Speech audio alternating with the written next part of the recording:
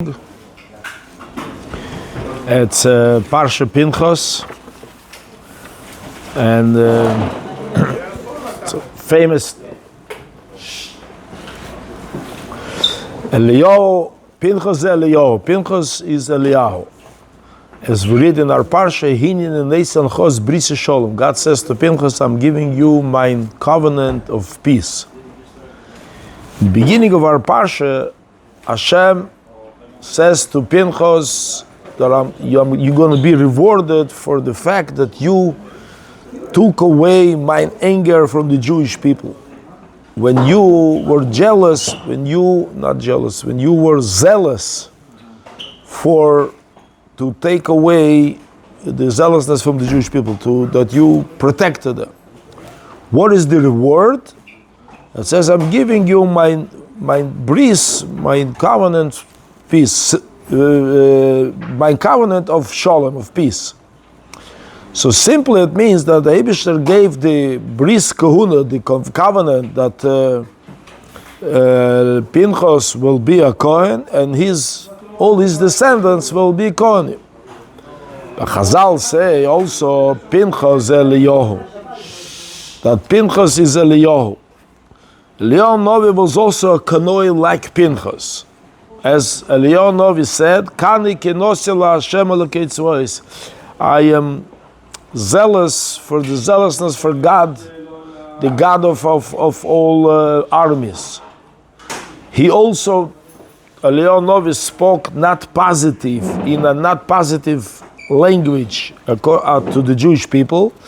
And that's why God gave a bris shalom. He told Eliyahu Hanavi, you will have to come to every bris but the Jewish people to see how much the Jewish people are sacrificing for God and guarding the bris between the Jew and God. It was like punishment.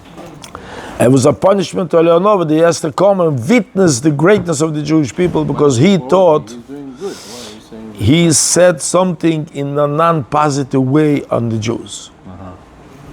And this is very serious. This is by God. It's his children. God is the father, so he may sometimes tell the Jewish people, you're not doing right. But God doesn't want to hear negative on his children. sometimes you have to? How does it say, Babilam, God didn't want to listen to you? What do you mean? If I'm saying a lie, it's nothing to listen. I'm saying the truth, but God says, I don't want to hear negative on my kids. This is how Hashem loves the Jewish people. It's not your job because, again, so what did he tell them? Come to the bris, meaning, what you said is maybe correct, but come and see that the inside of them is so connected with God, then you wouldn't say what you said. Then you will realize that. And that's the way to fix the mistake. To be by every bris. It's not a punishment, it's also, it made him realize the specialty of the Jewish people. And is blessing them. So it's peace between body and soul. Bris Shalom is also a hint to the connection between body and soul. This we see especially by Eliyahu Hanavi, that his soul did not leave his body, but he went up together with his physical body to heaven. This ability to come with this body to heaven comes from the fact that he purified his body, physical body. Eliyahu Hanavi purified his body so much till the body had not anymore any limitations to godliness. Spirituality, godliness could fool his body. He himself became a vessel to the presence of the holiness. Therefore, he didn't have to die and be buried, but his physical body had the ability to rise and accept all the revelations that Neshama gets above. His body was ready also to accept it. The reason why a person is buried, because his body cannot contain it. So that's only the Neshama goes, she could handle it. The body can't. But Eliyahu Hanavi's body was so purified that he managed to receive everything from above. He's the only one like that? The only one. In this moment, we see a specialty of Eliyahu Hanavi even in comparison to Moshe Rabbeinu. But Moshe Rabbeinu had a holy body and pure body. His body was holy from the moment of birth. As we see in the Torah, that when he was born, it says the house was filled with light. That shows that his body, the house, not only didn't cover the light of the soul, but actually the light of the soul broke through and filled through the body, that the whole house became also light. How did the light of the house became full? Because his soul was shining through his body.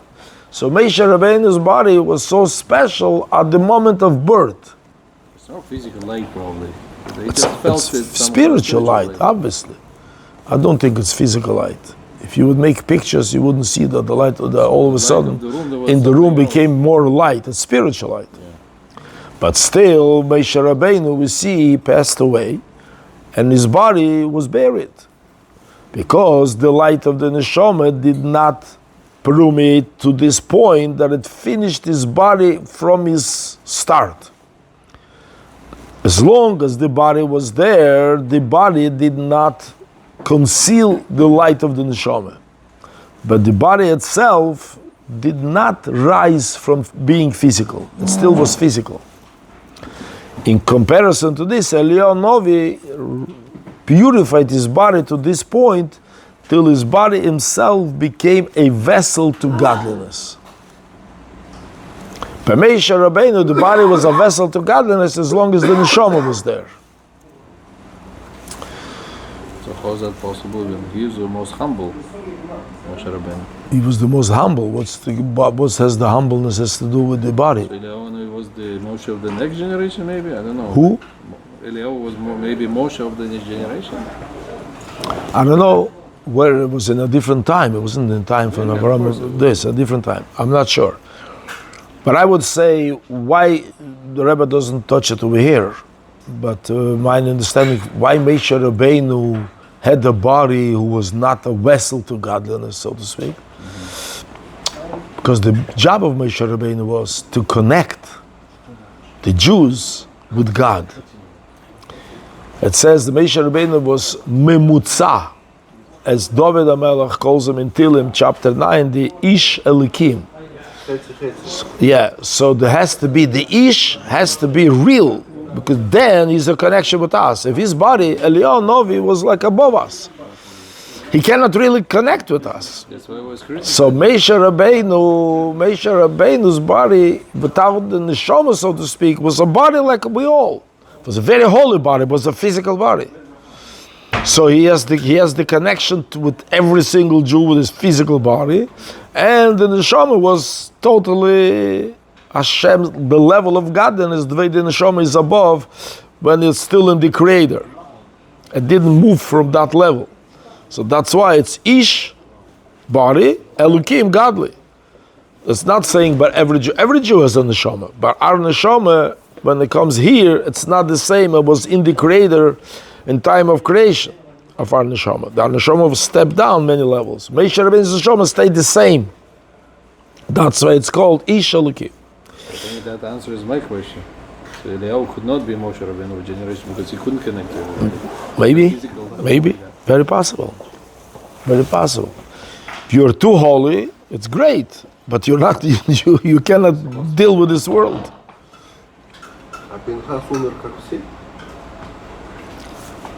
As far as I know, I never heard differently.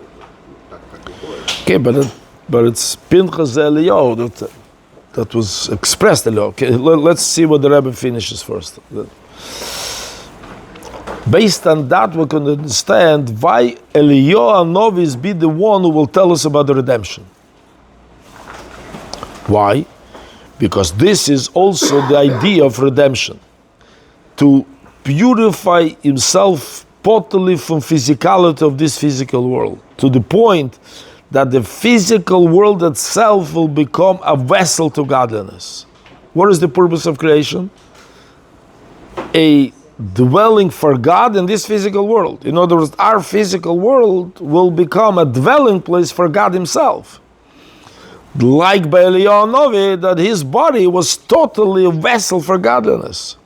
That's why he reached one step in this. He managed to do it in himself. He'll be the one to tell us the world is moving in that direction. Oh, very soon Moshiach is coming. And so is also written on the time of redemption. V'nigel kveid Havaya, will be revealed the honor, the presence of God, Havaya, v'ro kol b'osar, and all the flesh will see it. Physical flesh doesn't see godliness, but over here it will see godliness. In other words, flesh itself means flesh that is physical. Not that it became spiritual, it's physical flesh, still physical flesh. Will still see Kipi Hashem Diber, that the mouth of God, or Havai, is speaking. This ability was given to Pinchas. If we would marry it, and the enters there, so will be right away, that will be right away the full redemption. But sins and mixed in other stuff that was negativity, lemiragli, whatever, different problems. So the Gula was held up till our times. And very soon will come Eliyahu Hanavi and will tell us the good news and tell us about Moshiach is coming, that he will reveal us, he will redeem us, Moshiach will redeem us, a everlasting redemption with the true and complete redemption forever. So here we see the Eliyahu Hanavi could have been, Pinchas could have been the Eliyahu Hanavi, but because time didn't work for us, there was wrong things happened. So who is going to do it? That's going to do Eliyahu Hanavi, who reached that level. So when we say Eliyahu Hanavi, it wasn't just for anything. His gula. Eliyahu Hanavi, we gave him the schus to be the one to tell us. The Rebbe says, why Eliyahu Hanavi? Because Eliyahu Hanavi reached something of the Gula. His body became total vessel for godliness, that he will tell us when before the whole world will become a vessel for godliness. The entire physical world, all our bodies, the whole world, Goyish world, the physical world, the hurting. Go ahead.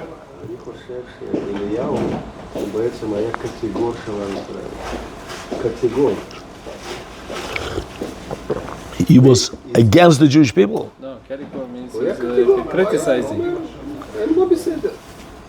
Where it's greater than category says in it. Am Israel already did what they did. It's greater. That's why I say. Fair enough. That's what the Rebbe said. That's what we say. We send Eliyahu Hanavi is the one who has to come to every bris. He has to be present when the Jew is doing a bris, making from the physical body a connection to Hashem. That's a bris. Not, he didn't say you should be every Friday night when Jews are lighting candles, making kiddush, or Yom Kippur Bani'ila when all Jews are praying. That's where you should be. No, by the bris. What's a bris? A bris is the same idea, connecting godliness with a physical body, and not just physical body. It's not the nose, not the brain. The lowest part in the human body. The lowest part of the human body is not the leg, it's the bris. That is considered in Kabbalah the structure. The legs are just on what you walk. The finish of the body is the place of the bris. And this a Jew by a bris connects with God. The most physical. The lower part, not the brain, the heart, you know what I mean? The higher part in the human being. But the lower part, that's where the human being and the animal are the same. And that part you connect to God. That's what people say. And that's where Eliyahu Hanavi, who completely made his body a vessel for godliness, has to witness that. Because in every bris, even so we don't get it, but that's actually what's happening by bris. The physical lower part of a Jew becomes connected with God. But that's not just man. The Talmud says, what's with the woman? So Talmud says, Isha command Mehila, when she is born, she has already that connection with God. That's why a woman has less mitzvahs.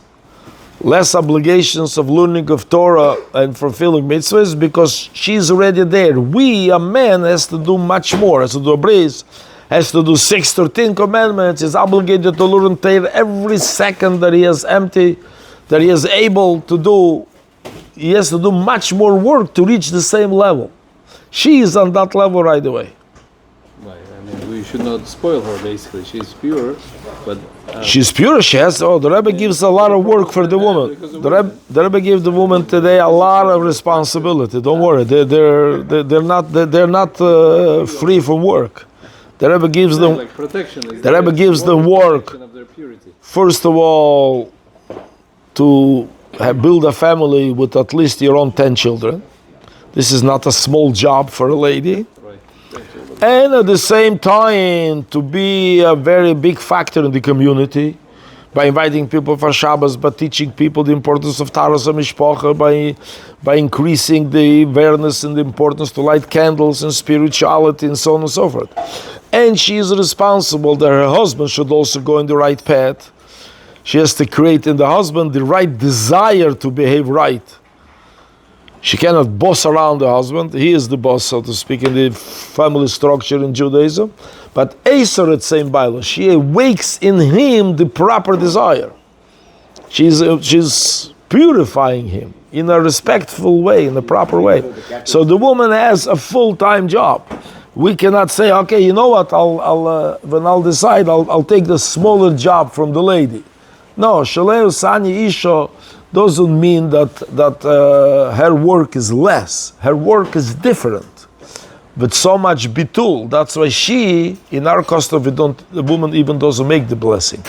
The Alter Rebbe didn't put that blessing. Others are saying the woman says, "Shorsani Kirtzeni, you made me the way you want it." We don't have it. The woman doesn't say it. The same as under the chuppah. The husband says, the chosen says, Hariyat. Mekodesh says, you'll be my wife with this ring. The woman's quiet. Maybe she didn't accept it. She should say yes, accept. She doesn't say nothing. That's total bitul. That's what the woman represents. The fact she is along giving her finger to put the ring, that means she agreed. That's under the chuppah. Usually after this, I say great news. The bride accepted the ring. Because people don't pay attention to her. Oh, he gave the ring. So what did he give the ring? If she doesn't accept, there's nothing done. So in the Goyish world, she has to say, I do. That's in the Goyish world. Yeah, in the Goyish world. But the Jews is different. Bas is everything different. If you look at it, our whole perception on anything is different. The Goyim think in different religions, where is Messiah is coming? He's going to come from above and save the world. In Judaism, we don't have to save the world. We are here to change the world, not save the world. God would not send us to a world that has to be saved. God sent us here to change the world. To say this, the famous joke that when a Braslava Chassid comes, they send him in Ganim.